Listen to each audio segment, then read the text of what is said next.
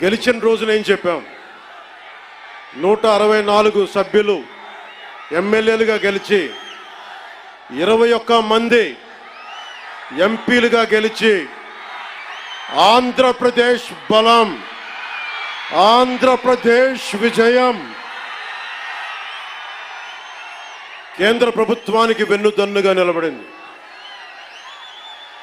గెలవగానే నేను చెప్పింది కూడా ఒకటే,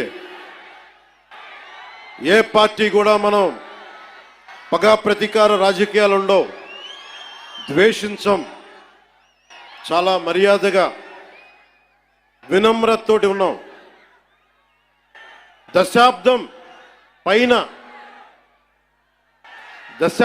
పైన నన్ను వ్యక్తిగతంగా తిట్టారు, కించపరిచారు, అవమానం చేశారు.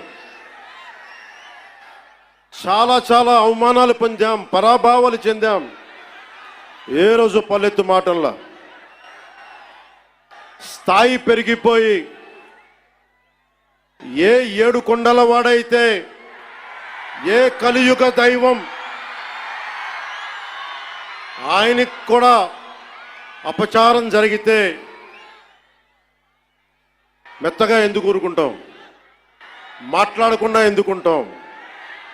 ప్రతి ఎలక్షన్ ప్రతిదీ రాజకీయ కోణంలోనే చూస్తామా? అన్ని రాజకీయాలేనా? అన్ని ఓట్ల కోసమేనా?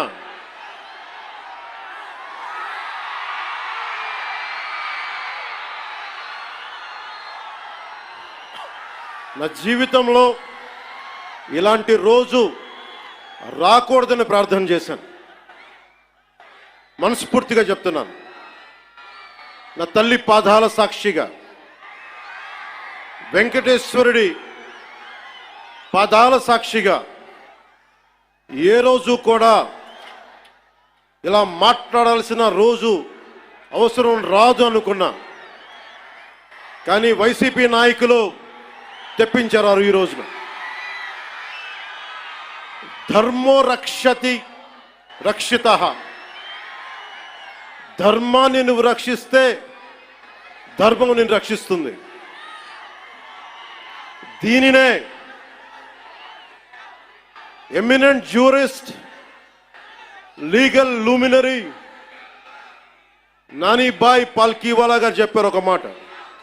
ధర్మో రక్షతి రక్షితః అని ఆయన చెప్పిన మాట. లా ఈజ్ కోడిఫైడ్ ధర్మాన్ని. ధర్మాన్ని ఒక క్రమంలో బిగిస్తే, ఒక చట్టంలో బిగిస్తే అది చట్టం అవుద్దని. ఈ రోజున నాకు అన్యాయం జరిగింది, నేను బయటికి రాలా. అన్ని ధర్మాలకి గౌరవం ఇచ్చే సనాతన ధర్మానికి ప్రతిరోజు కొన్ని దశాబ్దాలుగా అవమానం చేస్తూనే ఉన్నారు, భరిస్తూనే ఉన్నాం. కల్తీ ప్రసాదాలు పెట్టారు. ఇదే తిరుపతిలో గతంలో జరిగిన వారాహి సభలో మీకు తెలియజేశాను, అపచారం జరుగుతోంది, సరిదిద్దుకోండి అని చెప్పాను. విన్లా 11 సీట్లకి